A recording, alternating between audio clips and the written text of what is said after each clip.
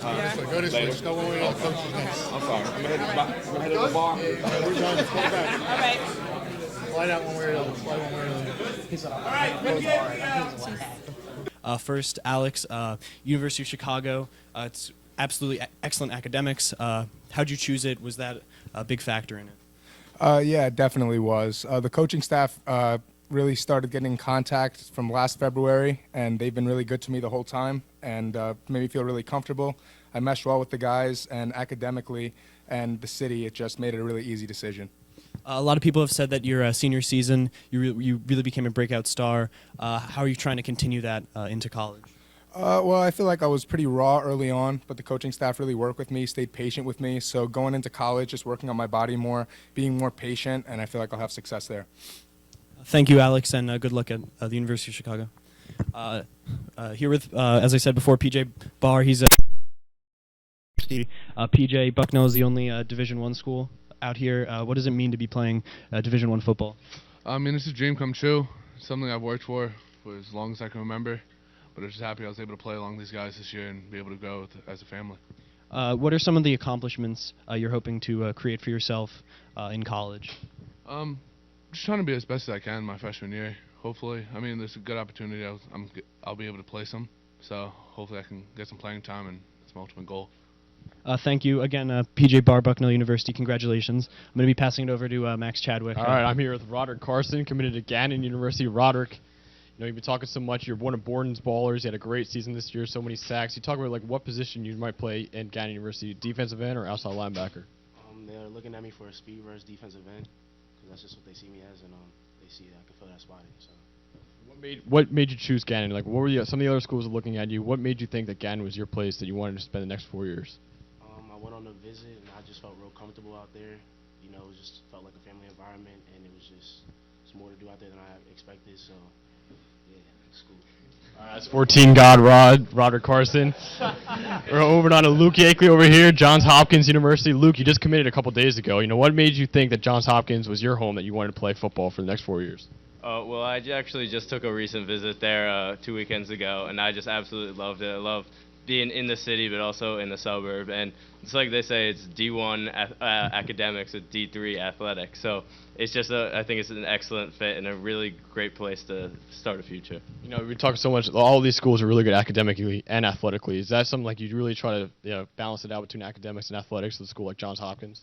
Yeah, I mean, the harder you work in the classroom and the people you know with you work with the athletics as well, all the connections you have, it just opens up a ton of opportunities and doors for you. So the value of academics and athletics was something that I really looked forward to.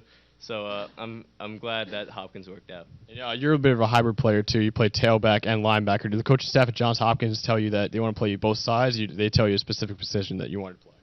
I'm actually going to be playing more kind of like the role I did this year, kind of like a blocking back and short yardage, you know, get a couple yards, 3rd and 2, get the first down kind of thing. So that's going to be my role. All right, that's Lukee Yakely, committed to Johns Hopkins University. And last but not least, Steve Springer, committed to SUNY Maritime College. Steve, you know, you looked at a lot of colleges as well. I know you've been talking to me about all these different, like, Navy colleges and all that. What made you choose SUNY Maritime out of all these different colleges? Well, first off, the fact that they had a main campus while being the state school in New York really inspired me to pick, SUNY Maritime.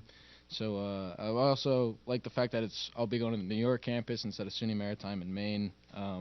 So I chose the New York campus. It's closer to home, good academics, and also job placement out of college. I have 99% after 3 months. So I figured, having a job to pay off college debt's a good start. So that's one of the reasons I chose SUNY. Also, I liked their coaches and program when I was over there. And what about, we talk a little about all the academics and athletics over here, and you are going to have me a lot more involved, like on the sea and all that. I know you're on the crew team with me sophomore year. Can you talk a little about like how your passion for like on the water has really made your decision to go to SUNY Maritime? Well, I've always, like you said, I was on the crew team, and I enjoy being on the water. And I found out that my freshman, sophomore year, we have a 40-day cruise. We're working.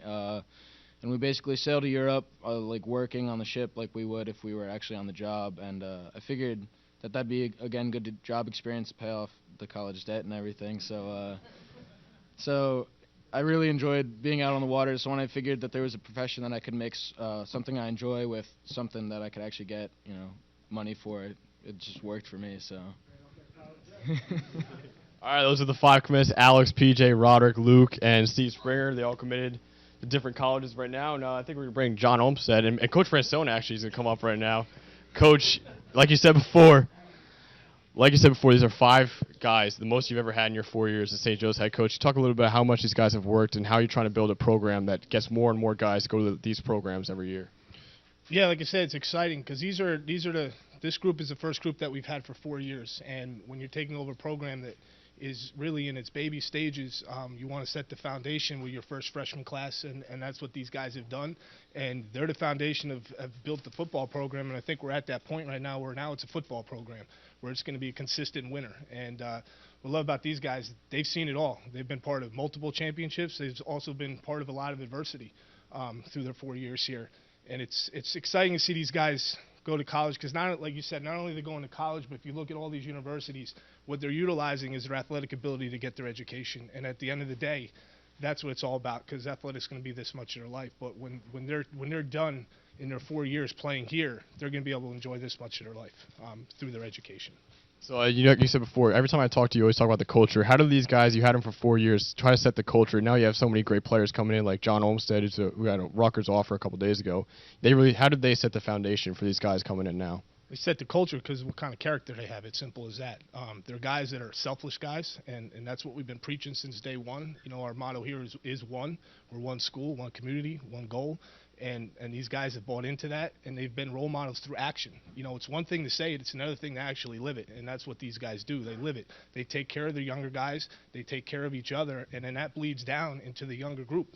And now we've seen the fruition of that over the 4 years, and I'm just excited where the program's going because, like I said earlier in my social media post, is who's next. Now it's up to 24 guys and counting. We're going to have a lot more here. All right, thanks, Coach. We really appreciate that. It's Coach Francone, who led the team to a 9-1 record this year and probably going to be even better next year. So many guys coming back. For SJTV, I'm Max Chuck and Lucas Trevor. Thank you guys for watching National Sign Day here from St. Joseph High School.